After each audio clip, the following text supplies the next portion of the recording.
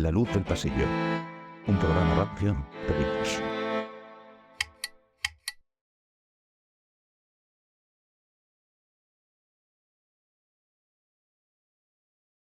Bienvenidas y bienvenidos a una nueva edición de La Luz del Pasillo. Hoy vamos a abordar un programa que teníamos muchas ganas de hacer, que llevábamos casi desde la primera temporada planteando, pero que por diferentes vicisitudes no habíamos podido abordar. Hoy vamos a hablar del ciclo artúrico. Vamos a hablar de una tradición literaria que empezó en los primeros años de la Edad Media y que hoy en día sigue produciendo, sigue siendo fructífera y sigue generando enormes meandros por los que perderse. Para ello vamos a tener hoy a dos invitados de lujo que van a hacer la idea de generar un aperitivo sobre el que articular nuestro banquete sobre el ciclo artúrico. Nos acompañan hoy Pilar Suárez, que es la primera vez que está con nosotros. Muchas gracias por estar con nosotros. Gracias a Pilar. vosotros. Licenciada en Filología Francesa en la Universidad Complutense de Madrid. Bueno, pues una especialista en el ciclo artúrico, en teatro medieval. Se incorporó al Departamento de Filología Francesa de la UAM, donde ha dirige actualmente el departamento y imparte literatura francesa de los siglos XVI, XVII, ha investigado entre el siglo XVI y la Edad Media y en la actualidad colabora de lleno con la rama hispánica de la Sociedad Artúrica Internacional, de la que es vicepresidenta, tratando de relanzar los estudios artúricos en la universidad. Coordina además un proyecto de escritura creativa y dirige, como he dicho, ese departamento. Algunas de las publicaciones, una de ellas muy reciente, es Griales y Tierras Baldías, búsquedas en la narrativa francesa, que está publicada en Sial Pigmalión, y también en 2022, La búsqueda en el universo artúrico de Francia, la península ibérica, San Millán de la Cogolla, Cile-Lengua. Por tanto, eres una auténtica especialista en el tema que vamos a tratar hoy. Por lo menos me gusta. Muy bien. La primera pregunta sería precisamente, bueno, pues ¿cuál es para ti la razón por la que una persona que hoy pueda ver el programa, que no conoce el ciclo artúrico, podría seguir interesado en un momento como el actual por todo lo que es el ciclo artúrico? Bueno, yo creo que el ciclo artúrico no ha perdido vigencia, bien al contrario, a través de recreaciones made in Hollywood, que no son siempre las más acertadas, pero en cualquier caso todo el tema artúrico, los caballeros de Arturo, Lanzarote, el Grial, son motivos culturales de los que todo el mundo ha oído hablar y que ha generado en muchos casos, producciones populares que están al alcance de todos.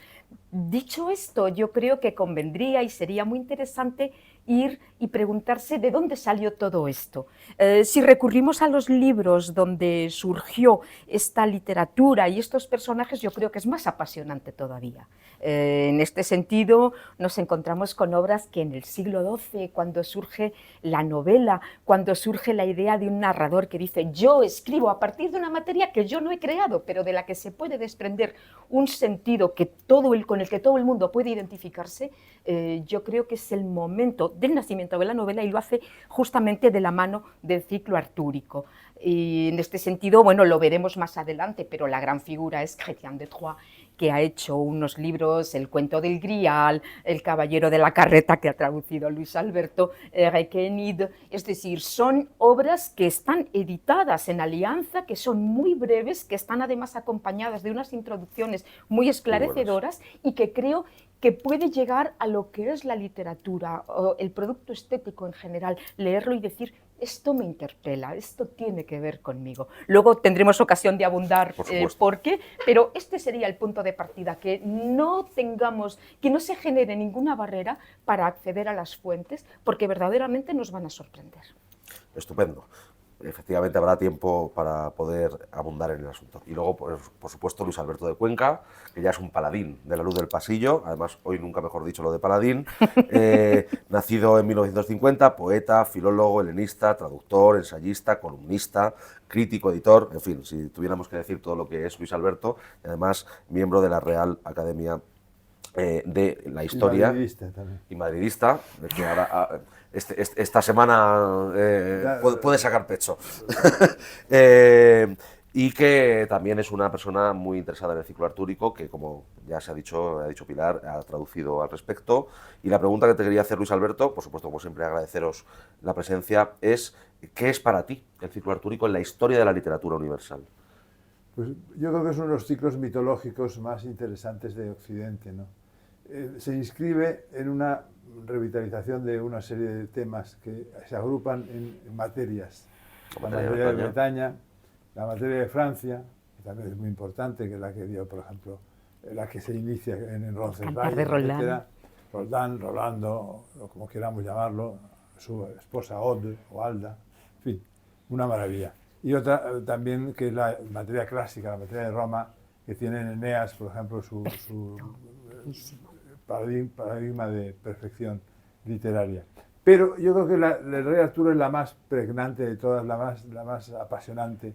Yo desde pequeñito había una colección que a lo mejor Pilar recuerda, que era la colección A la Luce, sí, de clásicos. Había un volumen que se llamaba Los Caballeros de la Tabla Redonda. Eso es. Y que era una especie de selección de los idilios del rey de Tennyson, que fue también otro personaje muy importante en la transmisión de lo artúrico, y que se relacionaban con todos los personajes, esa galería impresionante de personajes maravillosos que ha creado el mundo artúrico. Y en ese librito, cuando tenía yo 10 o 12 años, pues me enamoré de la saga y hasta ahora. Hasta hoy. Yo he traído también, no lo ha mencionado Pilar, pero porque no había tiempo para hacerlo, que la leyenda artúrica tiene un libro de nacimiento muy importante, que es la historia de los reyes de Britania, porque dedica muchas páginas de ese libro mitológico también al rey Arturo. Y es realmente la fuente principal de donde nace el mito del rey Arturo. Y tuve la suerte de traducirlo al castellano. De Godofredo de Monmouth, o bueno. Sí. Yo llamé Joffrey en varias ediciones. Godofredo, bueno, eso ya cada traducción, al final, yo creo que es la primera que oíste, ¿no? Yo siempre le oí Godofredo, pues ya me lo quedé.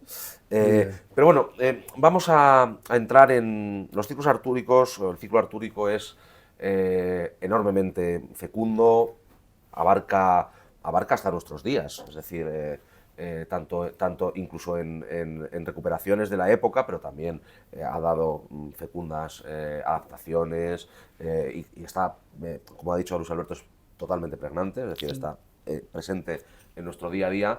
Pero yo, para alguien que nos pueda ver o escuchar y que no haya entrado en el ciclo artúrico, que quizás solamente conoce pues la película de Walt Disney o yo qué sé, ¿no? O sea, le suena Arturo, el grial, la espada en la piedra, ¿no? O sea, algunos elementos. T.H. White, que es el que claro, ¿por qué recomendaríamos a una persona que nos está viendo que se adentre en este universo absolutamente insondable? Mira, ya que Luis Alberto ha mencionado la materia de Francia y que ha mencionado a Carlomagno, a Roldán, pero detrás está Carlomagno, sería muy interesante, en primer lugar, decir, la leyenda artúrica nació en francés, aunque fue en Inglaterra, pues porque en la corte, en aquel momento, en la corte inglesa se hablaba francés, sería un caso de francofonía, tal como la entendemos en nuestro tiempo, ¿no? Y es también interesante que el personaje de Arturo, que aparece en la historia de los reyes de Francia como, bueno, el hijo de Uther Pendragon, que es más o menos, es decir, no aparece con la prestancia de rey, es creado por Enrique II para hacer un contrapeso a Carlomagno. Sobre todo porque Carlomagno es el rey que está por encima de todos sus vasallos, mientras que Arturo es primus inter pares. Lo importante del rey Arturo son sus caballeros. De tal manera que lo crea para hacer una especie de contrapunto y para defender su visión de gobierno, y de ahí lo que da la importancia a caballeros que se recuperan, que los podemos encontrar en los Mabinogi, en miles de relatos, y les confiere, sobre todo en el caso de Chrétien, les confiere una individualidad y advertimos, caballeros que se están batiendo contra el destino, contra sus propias dudas, contra su propia configuración personal. Es decir, las novelas de Chrétien empiezan porque los caballeros se casan, quiero decir, empiezan allí donde acabarían muchísimas otras novelas, pero el problema empieza, los problemas empiezan a plantearse con la interacción entre el hombre y la mujer, en el caso de Requenid, que lo tradujo que lo ha traducido Carlos Alvar, y luego en el caso de el cuento del Grial, que es un román, es una novela de aprendizaje que podríamos establecer, identificar en ella esquemas que podemos encontrar en novelas actuales, que además, también está traducido por Carlos. Se conserva fragmentaria, que no conocemos Claro, al final, no hay tenemos la totalidad. hasta 4 continuaciones. Y por esa razón yo creo que dio lugar a un ciclo, porque Claro. todo el mundo intentaba, les pareció tan apasionante, les pareció Pero es que aquello quedaba cualquier abierto. lector actual lee el libro del Grial y se queda pasmado y lo que quiere es que seguir. Sí. Entonces es una cosa, pero podemos ser del siglo XXI o de cualquier otro Totalmente. siglo. Claro, ahí es donde voy. ¿Cuáles son los elementos que diríamos tienen esa vigencia? Pues yo creo que los elementos de esa vigencia es que son los elementos más profundos del ser humano, la psicología más total, ¿no? O sea, la relación de padres e hijos, como por ejemplo con el hijo apócrifo de Arturo, que es Mordred, que es el que le va a traicionar. El que le va a traicionar. El incesto, por ejemplo, también con la Dama del Lago. Todo está lleno de elementos que podrían perfectamente formar parte del gabinete de un psicoanalista. Sí. Entonces, Bueno, quiero y la novela de caballerías, ¿no? O sea, y luego el valor, el coraje. Claro. Recoge también, aunque como ha dicho muy bien Pilar, ya en el cerebro de la novela, toda la épica anterior. Esto es otra cosa ya, evidentemente, pero también hay el espíritu del coraje, del heroísmo, está presente también ahí. Y luego hay una mujer fascinante como la reina Ginebra, ¿no? Sí. Ajá. Una mujer que engaña a su marido, que está clarísimo, ¿no? Bueno, es el primer caso, ¿no? Vamos a decir así, de cuernos totalmente asumidos y en el que no queda mal. En novela sí, pero Bueno, Luis Alberto ha traducido a los trovadores y precisamente Claro. los trovadores y los trouvères, en la versión en lengua d'Uy, pues nos encontramos con que es cantos sobre adulterio. Es siglo XII y siglo XIII, con lo cual, digamos, pero claro, el cuento el Caballero de la Carreta es poner en relato esa visión de la cortesía, que es adulterio, y como tú bien dices, no queda mal. No hay no ninguna queda mal, sanción. claro. Es que viene la cortesía, como ha dicho Pilar, la courtoisie, que es fundamental, porque además es el siglo XII y XIII son siglos muy femeninos, Sí. en ese sentido. O sea, la mujer cobra una importancia que antes no tenía y que es, de algún modo, pues la que hace y deshace y tiene a los trovadores a su... Claro, luego hablaremos de ello, pero Claro, yo precisamente tengo que decir que del ciclo artúrico, en general, salvo alguna... Bueno, en fin, el ciclo artúrico es muy amplio y tiene muchos personajes, pero a mí me interesan mucho las mujeres del ciclo artúrico, que parece que ellas no son las que justan. Ya no los son las que autores están... también les interesa. Claro, claro. efectivamente. Sí. En la épica, en cambio, no. En la épica la mujer siempre... digamos, No existe. Claro. En cambio, en la novela sí. La novela va a ser Sí. muy importante. ¿Por qué nace el micro artúrico? El ciclo artúrico. ¿Por qué creéis que nace? ¿Cuál es? Bueno, hay una gran discusión, supongo bueno, no sé si nuestros espectadores están al tanto, pero hay una discusión de los elementos fundantes, ideológicamente hablando, del mito artúrico, la necesidad de, bueno, pues de darle, digamos, un empaque histórico a la dinastía, efectivamente. Pero ¿por qué creéis que nace realmente, al margen de que efectivamente tiene un influjo y una fuerza literaria indiscutible? ¿Por qué el ciclo artúrico no es una cosa más? ¿Por qué tiene esa fortaleza que luego se desarrolla? Se inscribe justamente en las materias que antes Luis Alberto ha mencionado, la materia antigua. Al público de la corte le gustaba escuchar las grandes historias. Entonces, el término roman, novela, es mettre en roman, poner en lengua romance los grandes relatos, la Ilíada, la Eneida, incluso la historia de Edipo. Entonces, estos son los primeros relatos novelescos, que podríamos calificar novelescos, que algunos dicen proto-román. Bueno, podemos utilizar la terminología que queramos. Y cuando de repente descubren en la corte de Enrique II que está toda una materia que forma parte del acervo literario, folclórico, pues dicen, ¿por qué no vamos a poner en lengua romance, en ese francés naciente, por qué no vamos a poner toda esa materia recuperando a todos estos caballeros? Y ese es el punto de partida. Primero recuperan a Tristan, Claro. que es una novela inmemorial, Yo El Tristan Eliseo es lo más maravilloso. Totalmente. Y luego ya en el territorio continental, ya Chrétien de Troyes está al servicio de una de las descendientes de Aliénor, pues entonces va a ser alguien que desarrolle hasta 5 novelas. Bueno, podríamos decir 6, pero y en efecto los personajes femeninos son fascinantes. Estamos ahora preparando un monográfico que estudia los personajes femeninos artúricos, porque tienen una potencia extraordinaria y también puede ser una vía más para animar a la lectura, porque tenemos una idea a lo mejor de la Edad Media desde fuera como mundo machista, mundo del guerrero, y es así, pero justamente el elemento femenino... Hay excepciones. Bueno, hay excepciones y además el Santo Grial, que es un elemento, digamos, central en el ciclo artúrico, tiene mucho que ver, bueno, luego ha dado mucha literatura, alguna mejor y otra peor, pero el Santo Grial, como la copa de la vida, es una la copa o la fuente, femenina, no sabe muy bien lo que es. Esto es, claro, porque... Puede ser una fuente. Claro, porque existe la definición que grial con minúscula podría ser un vaso o cualquier recipiente cóncavo que estaría en la vajilla de cualquier familia. Un gradalis. Una fuente, ¿no? Gradalis, así es. Bueno, o sea, yo creo que es importante, bueno, aunque luego no tenga mucha relevancia posterior, pero sí que situar que efectivamente, en mi opinión, no sé si estaréis de acuerdo, pero el asentamiento del ciclo artúrico, el asentamiento del mito, tiene que ver con una necesidad monárquica, vamos a decir así, de autojustificación histórica. Sí. Eso, a diferencia de otras autojustificaciones, porque eso ha pasado siempre, genera una fecundísima tradición literaria. Y a partir de ahí lo que desarrolla es como digo, una tradición literaria en la que es casi imposible no perderse. Es decir, es tan amplia, es tan grande. Comienza sobre todo con autores como Chrétien de Troyes o como Marie de France, por ejemplo, que son fundamentales del siglo XII, segunda mitad del siglo XII. Luego el XIII ya están las prosificaciones, que son importantísimas, son volúmenes que nuestro amigo Carlos Alvar ha traducido en su integridad, el Lanzarote Vulgata, que es interesantísimo también, y que luego, por ejemplo, un autor como el autor de La Perla, Steinbeck, John Steinbeck, hizo también una adaptación de uno de los libros tardíos sobre el arturismo, que es el libro de La Mort d'Arthur.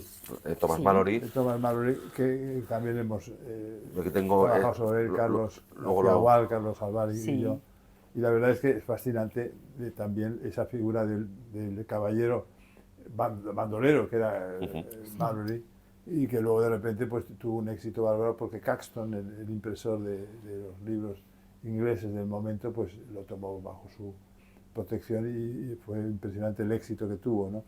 Es que el mundo artúrico es muy complejo. Yo la verdad es que lo que más me gusta del ciclo artúrico es precisamente lo inicial. Me gusta más que las clasificaciones.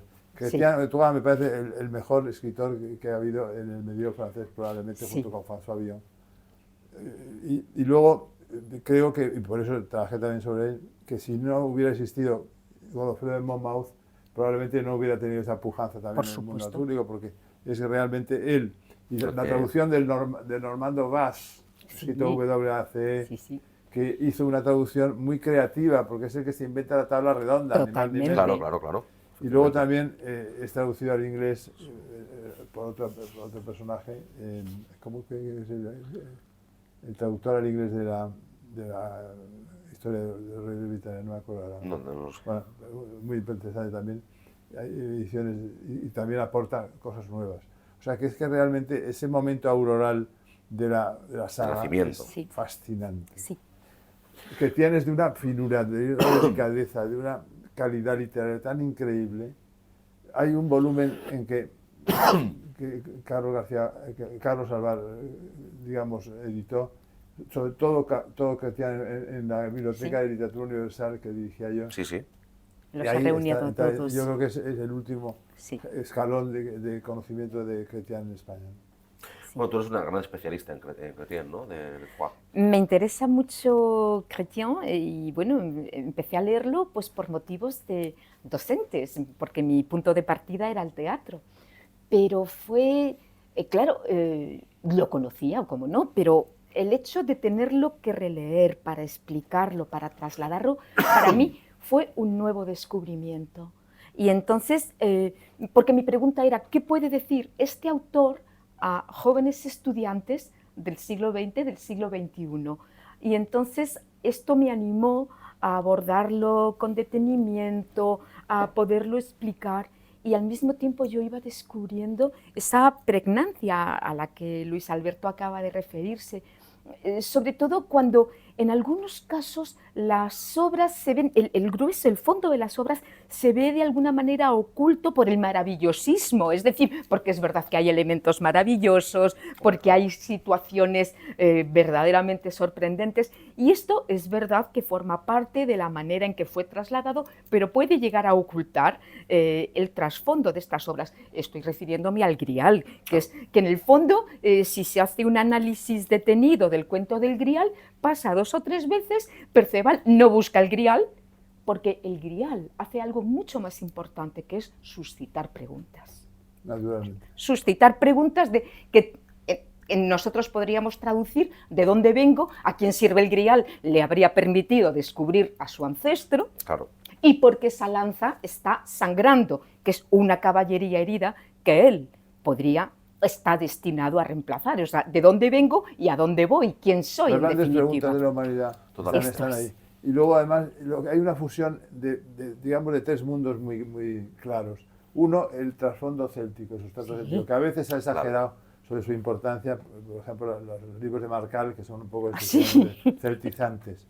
Luego está el tema de la courtoisie del sur, de los probadores, ¿no? Sí, sí. Que realmente Chrétien está también transido de todo ese espíritu Él mismo era un trouvère. Trouvère. Pero fijaos que en Chrétien se reúnen ese trasfondo céltico y la courtoisie provenzal. Y luego un tercer elemento que es el cristianismo, que es importantísimo también. Porque date cuenta que es José de Arimatea, etcétera. Todo. Es que en este momento, cuando Chrétien publica el cuento del Grial, en este momento están buscando reliquias en Tierra Santa. Claro, claro. Y están trayendo todo, con lo cual él, que era un escritor imponente, gestiona una materia previa de tal manera que es capaz de reunir todos esos intereses y hasta deja entrevisto. De meterlo en el cáliz. Claro, lanza, copa, que podrían ser elementos celtas del dios Dagda, la lanza que se introduce en el caldero, pero sincretismo ahí. Claro, pero realmente está haciendo alusión al público. Ese sincretismo llega incluso a una cuarta base, ¿no? Que es también toda, digamos, la tradición grecolatina. Que también incorpora en cierto modo. Yo la metería un poco en el cristianismo. En la parte cristiana. Pero vamos, sí, evidentemente. Claro, esa necesidad, digamos, de la justificación de hacer lo que hizo Virgilio con Eneas. Está en Geoffrey, en Godofredo.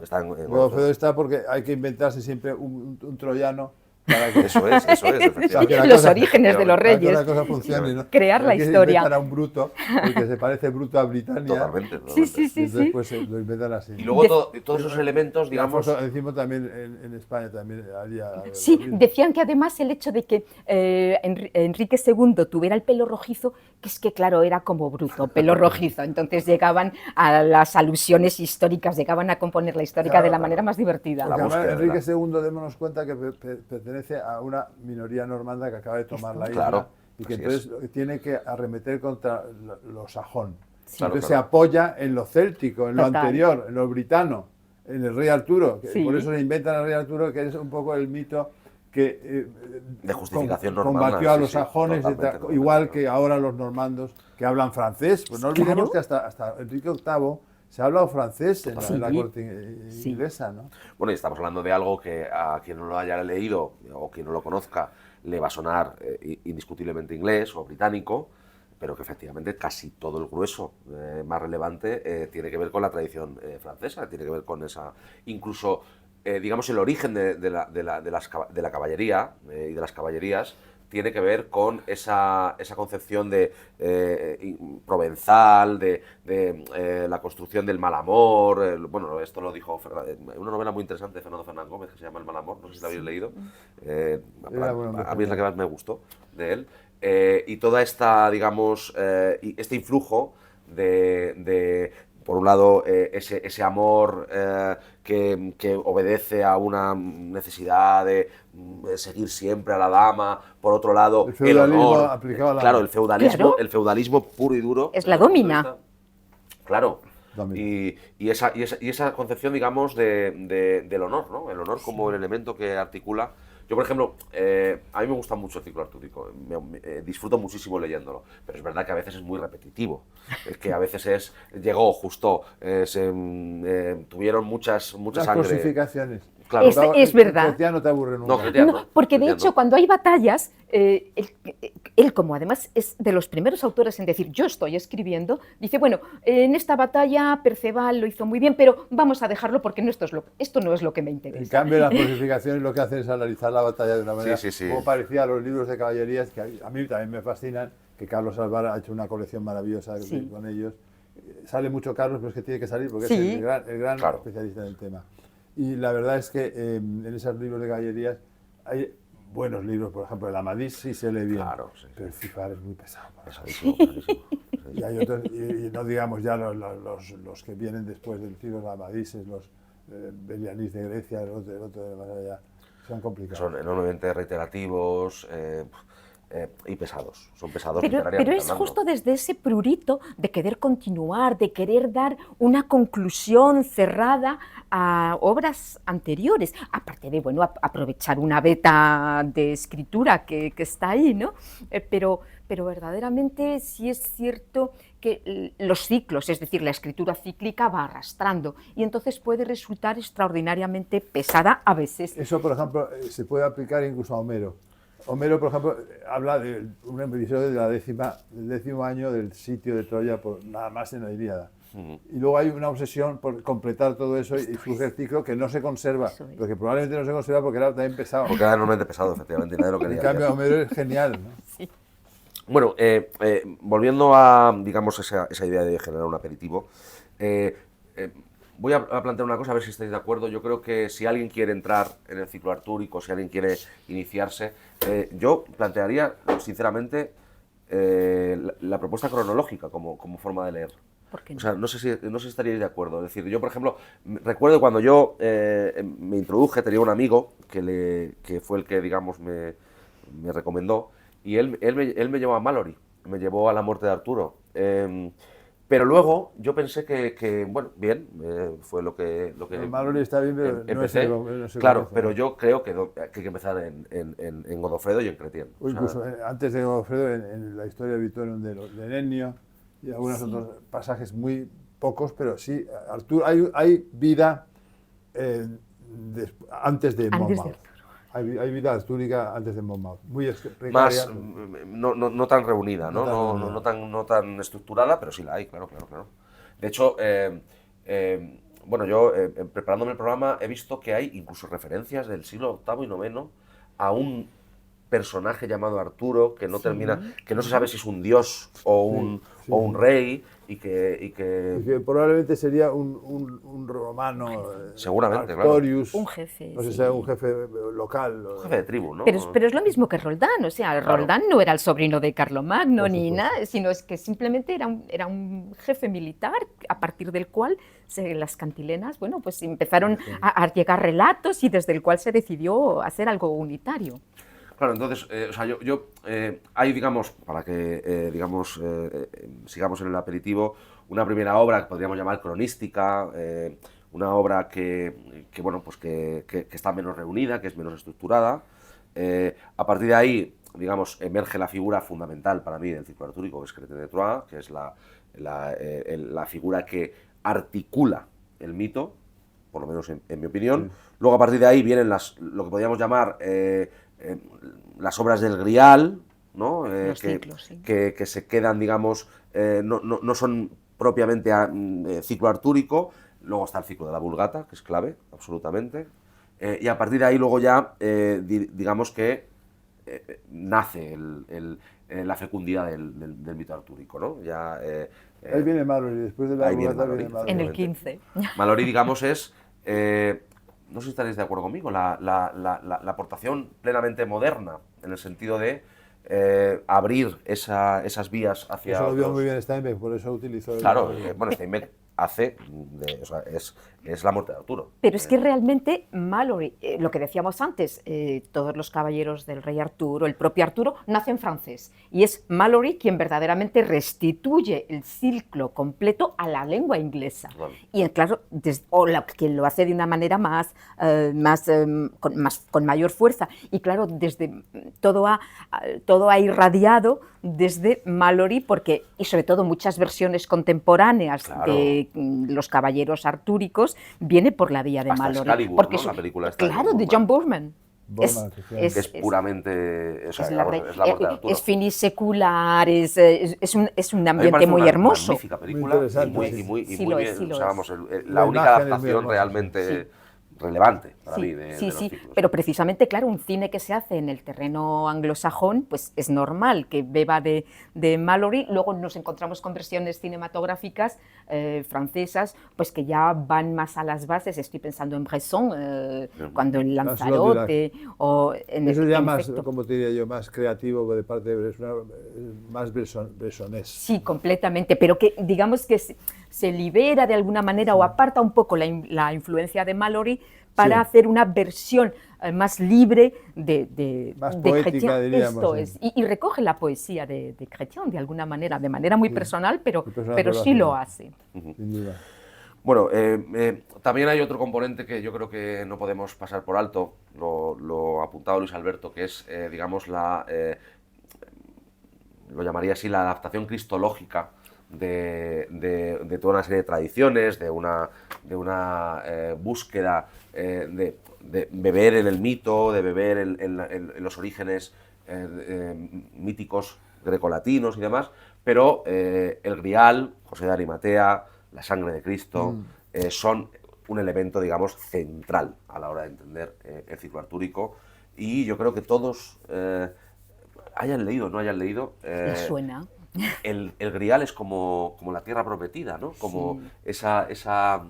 ese elemento que cualquier persona sabe que es como el objetivo vital, ¿no? Pero es la quête. Claro. Sí. La queste.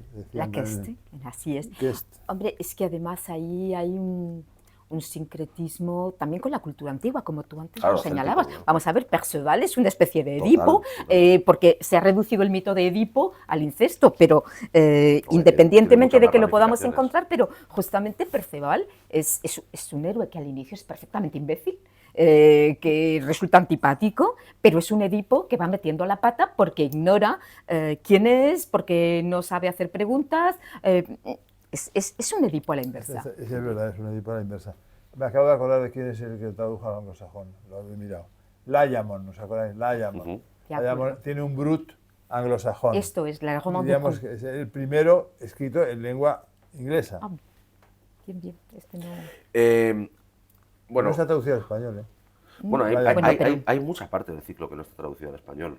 Bueno, no mucha, pero bueno. Hay una Vas parte tampoco del está ciclo- traducido al español, lo que Weiss pasa no es que está- Vas Weiss no es sé, muy yo parecido le llamo Weiss, pero- a Godofredo, ¿no? Claro. Bueno, por ejemplo, la historia de Santo Grial no está traducida. Que es anónima, si no recuerdo mal. La No está traducida. Carlos García Valls. la búsqueda, Digo, sí. Carlos Alvar. Carlos Búsqueda- Alvar. la búsqueda la del- historia del Santo Grial. Ah, bueno. Que es uno de de, los de, primeros Ro- libros del 12. de Robert de Boron. Eso es. Esa, por ejemplo, yo en castellano no la he encontrado. Pero está el volumen grueso que ha salido ahora de Carlos Alvar. Ah, igual ahora, En pero todo- muy reciente. en todo, Entonces. yo no sé si está ahí, yo creo que está en la actual. No estoy segura. Mejor no, porque es creo ese- que es Chrétien, es una integral de Chrétien, yo creo. No, pero aparte de eso, él sí. tiene un volumen de 1500 páginas, papel Biblia, que reúne los 7 es 8 verdad, volúmenes, ¿te es acuerdas verdad. que hizo del Sí, Lanzarote? sí. Pero esto Sí. es reciente. Pero no sé si la historia de Grial está. Yo creo que no está. Yo creo que no está porque. No me atrevo a decirlo porque con yo seguridad. lo he intentado encontrar y no, o sea, no hay manera. Pero Para no, alguien si que- lo han intentado encontrar. alguien no está. que no lee, digamos, Es- más que el castellano. La Histoire, medio. ¿cómo se diría en L'histoire- francés? Sí, es L'histoire la du historia Saint del Graal. Santo O Grial. sea, Sí, sí, sí. me parece que como el francés antiguo se pronunciaba de otra manera. Bueno, hay algunas que no están traducidas, hay algunas que, por ejemplo, el diccionario de Alvar ya no se encuentra prácticamente. Ha habido una reedición, pero Sí. El Alianza. el original, el de Alianza, el original, Diccionario artúrico. está, el diccionario De artúrico está personajes. carísimo. Sí, sí, sí, O sea, sí. yo lo intenté comprar y bueno, se me iba de... de posibles, ¿no? Pues Claro, es nosotros una es- herramienta, es una herramienta estupenda. indispensable. Pero claro, es que pedían 1.000 euros por el... Oh. Qué barbaridad. Yo es que he crecido con Carlos y cada vez he visto ese ejemplar. Claro, porque el primer ejemplar, digamos que, vamos, el primer ejemplar, la primera edición, es, bueno, muy sólida. Yo sí lo he consultado, pero lo he consultado, digamos, telemáticamente, no el libro, y quise hacerme con él y... Yo te bueno, lo dejo en era 800, imposible, en 800. era imposible, no se podía. Hay un libro importante también en la evolución de todo este tema artúrico, que es el libro que en 1974 escribe Carlos García Gual, Primeras novelas europeas. Eso es. Es un libro excelente. Está muy bien, sí. Y la verdad es que te constituye también un hito en los estudios. Ha salido muchas veces Carlos. Claro, aquí los dos o sea, Carlos. están los dos Carlos, efectivamente. Sí, Alvar y García Gual son dos personajes relevantísimos Sí, en sí castellano lo en la son. difusión del mito artúrico. Sin la ¿no? menor duda. O sea, son, digamos, el elemento central, ¿no? Sobre el que se sin articula duda. su difusión y su conocimiento por aquel que lo quiere Y ese conocer. libro, Primeras novelas europeas, también contribuyó a hacerme un auténtico fan de la saga. Ahí yo creo que hay que agradecerle tanto a Alianza como a Siruela Sí. que han, bueno, que se la han tomado en serio, y ahora Reino de Cordelia también ha publicado alguna La cuestión. Siruela era la época en la que dirigíamos la colección Claro, claro. medieval, Jacobo y yo, o sea que yo también... Ha sido un filón interesantísimo para los LED de Marie-France. Ha sido una editorial que ha hecho mucho. Hicimos también de Geoffrey de Monmouth, Sí. hicimos el Merlín, Sí, sí, sí. Historia sí. Merlini, hicimos muchas cosas muy bonitas. Vamos a ir con eso ahora. Personajes. ¿Qué personajes del ciclo artúrico son los que más os interesan, os apasionan, los que más, tanto literariamente como digamos, en el contexto artúrico? Personalmente, he de decir que Perceval, pero es verdad que Perceval se diluyó después En otros a lo largo personajes, en otros nombres. Sí, Porque no sale, en la prosa no sale Perceval. en efecto, porque es un personaje que queda diluido, mientras que Lanzarote, incluso Tristán, cuando se incorpora a la nómina de los caballeros artúricos, adquieren muchísima más fuerza, pero Perceval ha resurgido en el siglo XX y en muchos casos ya desprovisto de ese sincretismo con las reliquias, claro. eso lo podemos ver más adelante, pero es también extraordinariamente interesante Lanzarote, sobre todo por el tándem Lanzarote-Ginebra, que se han convertido Claro. en personajes simbólicos que todo el mundo, que además los lectores de nuestra época lo pueden comprender perfectamente, o sea, les resulta un tema cercano.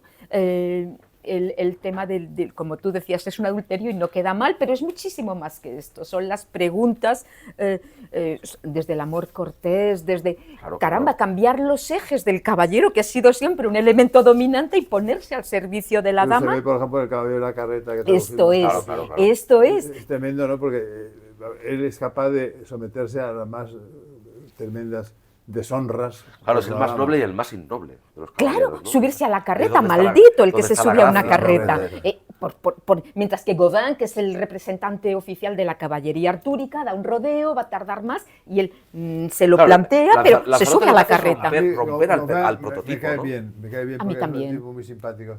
Y luego también protagoniza otra rama del arturismo, como por ejemplo está representada en ese Wayne and the Green Knight, Sí. en Middle English, que es muy importante también. Ha habido hace poco una película.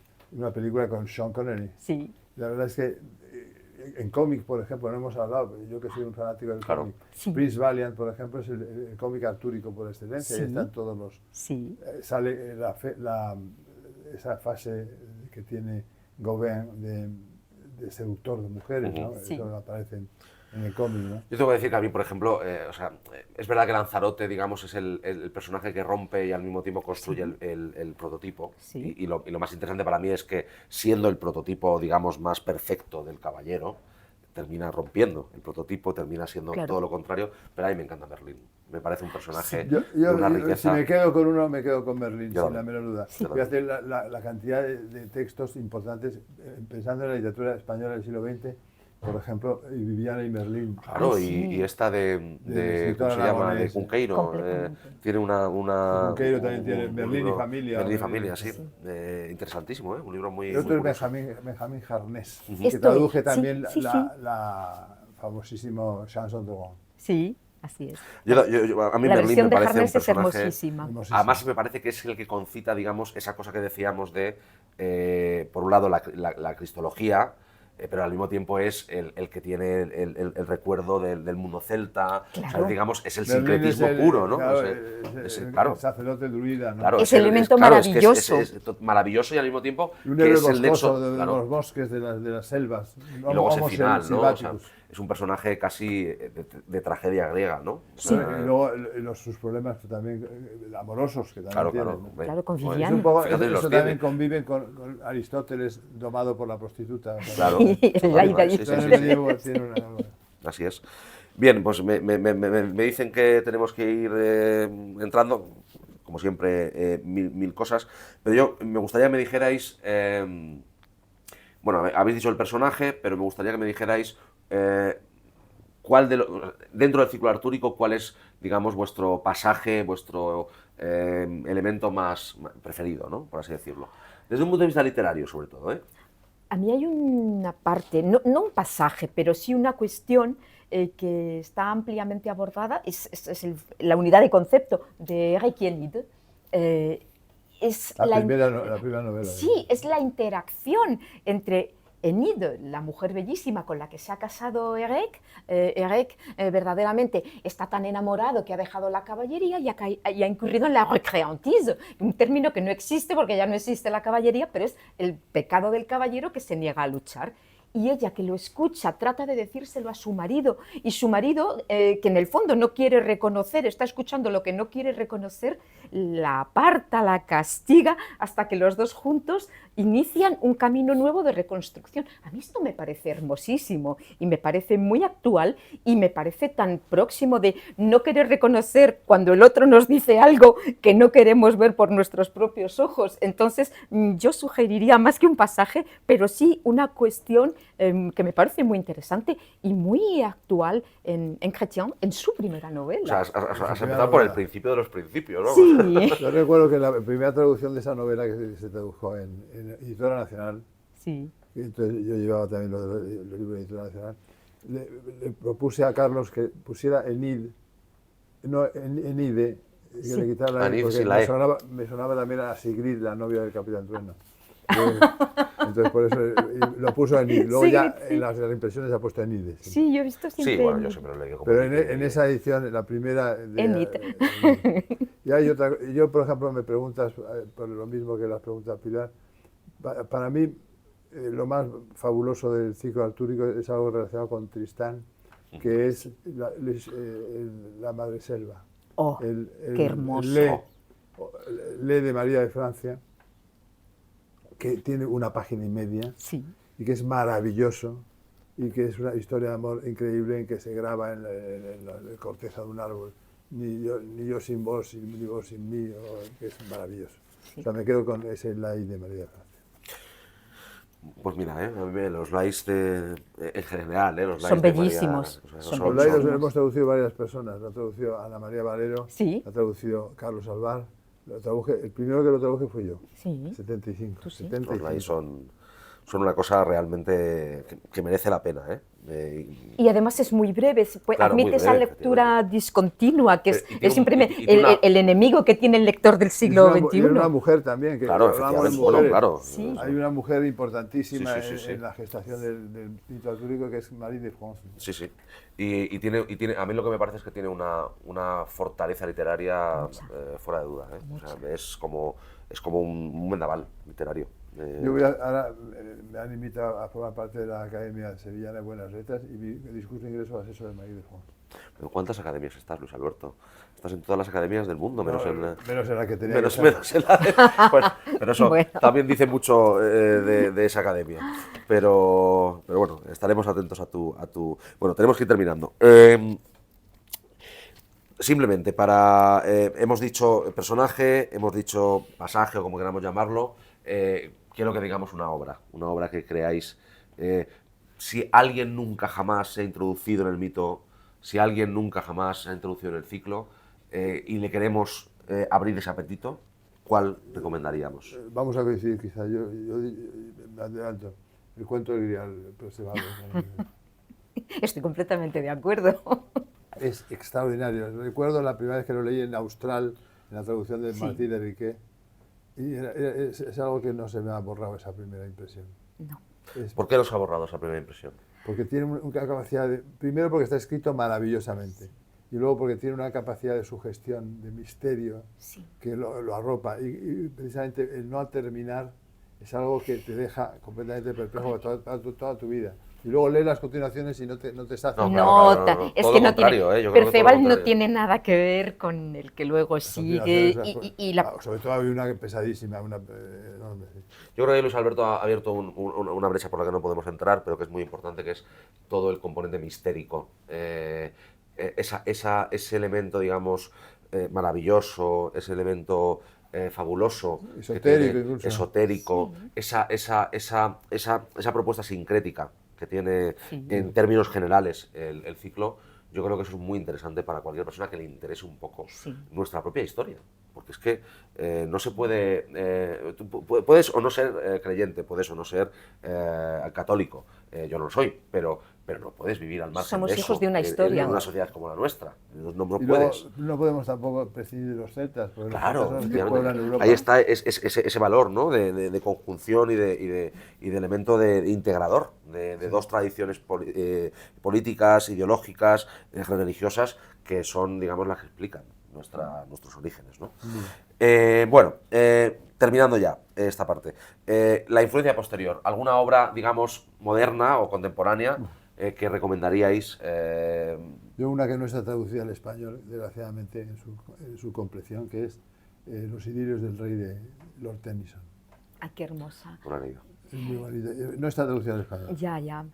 Yo por la vía francesa sí que sugeriría a Yves de Bonnefoy, que ha Maravilloso. escrito un poemario sobre el Grial, al que ha tratado de despojar de todos esos añadidos que le da la Vulgata, o incluso de Manuel Merle, últimas palabras de Perceval, es decir, los poetas franceses de finales del 20, inicios del 21 han recuperado a nuestro personaje, e incluso en el cómic Ana Carolina Pandolfo ha hecho un cómic de Perceval bellísimo, con una gráfica muy cuidada, o incluso la serie televisiva de Camelot, de Alexandre Astier, que frente a no la he visto, no, pues te lo recomiendo, porque frente a muchas otras versiones cinematográficas del Caballero del Rey Arturo, toca a los personajes con mucha ironía, desde una perspectiva muy actual, pero a mí me parece que muy acertada.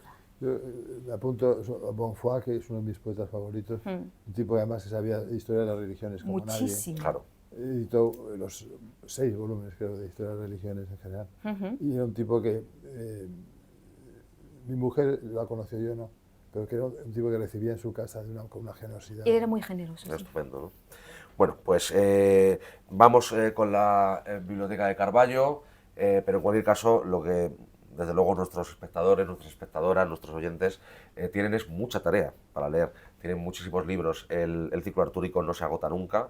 Yo creo que es imposible que alguien haya leído todo lo que se ha producido sobre Arturo. Es absolutamente imposible. Pero desde luego es una droga. O sea, si la pruebas una vez, yo creo que En el siglo XIX incluso los ingleses Sí. vieron la pujanza, por ejemplo, del mito de los Nibelungos por parte de los Hombre, alemanes, claro, con claro. Wagner, etc. Es Claro, que claro. hay- Entonces encargaron a Albéniz que hiciera un ciclo, una tetralogía, que solo hizo una, en Berlín, Claro. sí. sobre el mito artúrico. Entonces ya, de alguna manera, propiedad de los ingleses. Claro, que no hemos entrado, digamos, en la rama alemana, ¿no? Pero efectivamente. El Parsifal ¿qué es sería maravilloso Wagner? Gottfried von Strasbourg. ¿Qué sería Wagner sin el ciclo El Tristán artúrico? y Iseo de von Strasbourg, Totalmente. Schönbach. Pues vamos con la recomendación, perdón, con la Biblioteca de Carballo.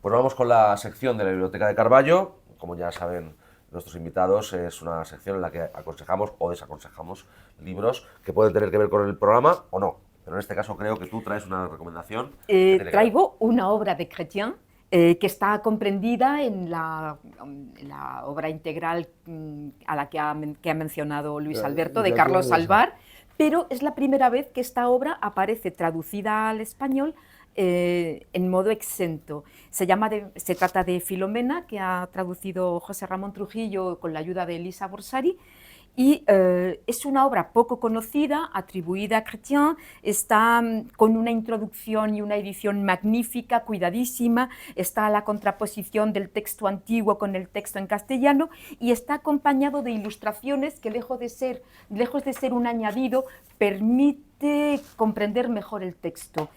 ¿Por qué me parece interesante la Filomena injustamente olvidada? Pues porque es una obra, recreación de las metamorfosis de Ovidio, la fábula de Filomela, Procne y Tereo, en el que nos encontramos con, en primer lugar, la contraposición entre Filomena, que encarna el personaje de la mujer cortés, contra Tereo, que no lo es, que encarna la brutalidad. Es una historia donde vamos a encontrar violencia de género, que creo que nos puede interpelar muy de cerca, pero también una historia de sororidad entre Filomena y su hermana, de creatividad, y no voy a descubrir más allá, porque si no estaría haciendo un spoiler no deseado. Está en Iberoamericana Verwerth. Entonces, y veis que es muy Yo recomiendo, porque es importante, no porque lo haya hecho yo, es importante como texto, la historia de los Regum Britanniae, historia de los reyes de Britania, lo traduje yo Britannia, no Bretaña, porque para no confundir con la Bretaña americana, que está en Alianza Editorial y que está perfectamente y además este se puede encontrar fácilmente. Fácilmente, sí. Y luego uno que acaba de salir y que no tiene nada que ver con esto, pero que toca otro de mis elementos más sensibles, que es el tema de la literatura mesopotámica. Que hicimos un programa sobre Gilgamesh aquí, que es las obras más hermosas de la literatura acadia, de Rafael Jiménez Amudio, que es uno de las pocas personas que sabe acadio perfectamente. Bueno, y Salomé que vino al programa bueno, es profesora de acadio. Amiga de este. Claro, claro. Entonces, lo recomiendo. Acaba de salir, ¿no? Porque esto no acaba de salir. La semana pasada yo creo que no está todavía en librerías. Y la verdad, yo voy a hacerle una reseña porque me apetece mucho. Muy bien. Bueno, y hemos traído aquí un libro importantísimo. Yo diría que si hubiera un libro sobre el arturismo que habría que tener, es este del famoso Roger Sherman Loomis, Arthurian Literature in the Middle Ages, que se publicó en Oxford en el año 59, esta es la reimpresión del 69, un libro maravilloso que os recomiendo, porque está escrito por muchas personas. Por ejemplo, el arturismo español lo hace María Rosa Lida, la famosa Lida de Malkiel, argentina. ¿No queréis aconsejar ninguno? Desaconsejarlo. Sí. No. Siempre está bien. Habiendo tantas cosas hermosas que leer, simplemente sugerimos una vía. También está bien generar, digamos, selección. Polémica. Yo quiero recomendar, mira, o sea, bueno, aparte de que yo... Está a punto de traerlo. Solamente por cariño al Reino de Cordelia, porque me parece que hace una labor que no está pagada, aunque paguen los libros. Esta versión de Pollard de Malory, que yo no la había leído, o sea, él lo que hace, digamos, es, bueno, creo que además lo define así en el prólogo como coger los árboles más hermosos del sotobosque, ¿no? Hace una metáfora así, no la recuerdo bien, pero más o menos.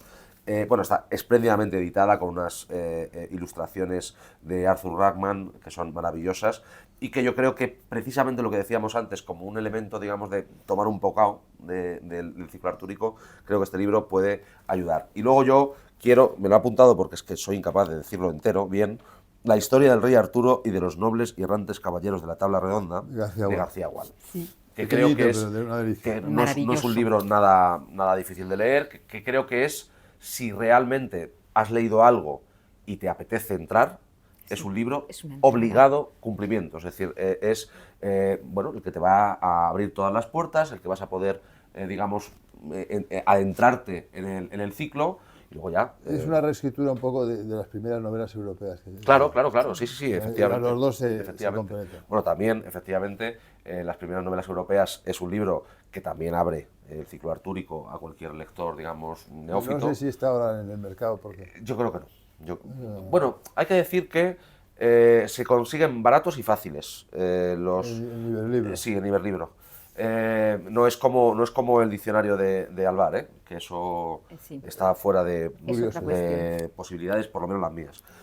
Pero esto sí se puede conseguir fácil y en cualquier caso, pues bueno, animamos a la reedición. Pero este libro, lo iba yo a traer, es una maravilla. Es una maravilla, además tiene unas ilustraciones. Bueno, es que Reino de Cordelia yo no, Lo que te no me veo cansaré es- de hablar bien de ellos. Sí, O sí, sea, son unas ediciones muy hacen cuidadas unas y muy cosas que son hermosas. absolutamente maravillosas. Soy íntimo amigo del Fijaos, editor. claro, o sea, es que fijaos que yo tengo que decir que la traducción no es la que más me gusta, pero No, Susana Corral, que no la conozco de nada. también hay no, que no decir quiero- una cosa.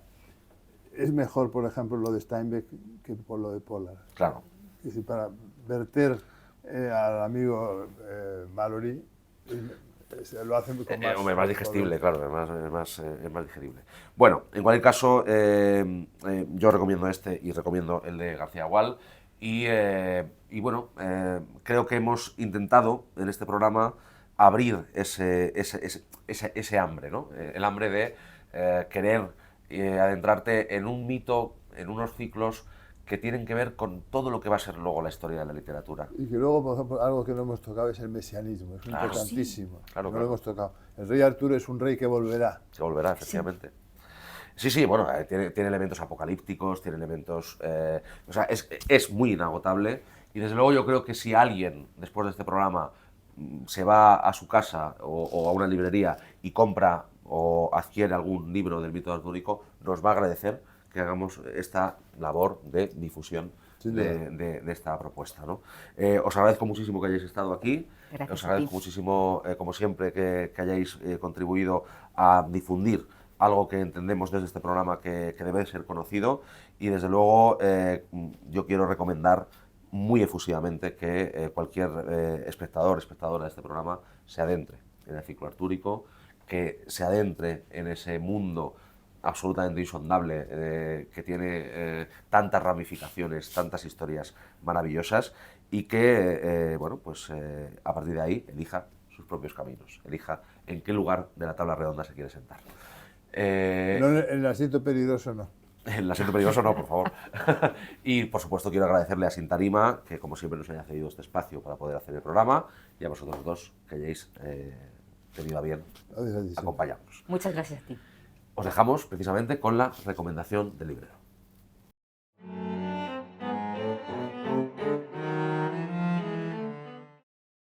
Hola, soy Miguel Palacios de la librería Sin Tarima El Rastro, que es una de las dos Sin Tarimas, porque hay otra en la calle Magdalena, la de Antón Martín. Y bueno, me han pedido que haga una recomendación de un libro y se me ha ocurrido esta magnífica novela, Ana no, de Agustín Gómez Arcos, que tristemente en España no es muy conocido, empieza a serlo cada vez más gracias en gran parte a Cabaret Voltaire, una editorial que también recomiendo encarecidamente. Y es un autor que muy joven se exilió a Francia durante el franquismo y desarrolló ahí su vida y su carrera. De hecho, la mayor parte de su obra está escrita en francés. Y bueno, ya digo que aquí se le empieza a conocer décadas después de lo que hubiera sido justo, pero bueno. Y esta es la historia de una mujer ya muy mayor que perdió a su marido y a dos de sus tres hijos en la guerra. Entonces ya bien anciana, el tercero de sus hijos está en una cárcel en el norte de España y decide ir a visitarle con un pan de higo. Y va a pie desde Almería hasta el norte de España, que es un norte indefinido. Y bueno, esa es la premisa de la historia y no voy a contar más porque no hay razón para hacerlo. Y es un libro de estos que lees con un nudo en el estómago, que es duro pero muy lírico a la vez. Y la verdad es que podría haber recomendado casi cualquiera de sus obras, pero esta me pilló en un momento en que me dejó huella y bueno, recomiendo a todo el mundo Ana no y ya de paso Agustín Gómez Arcos en general.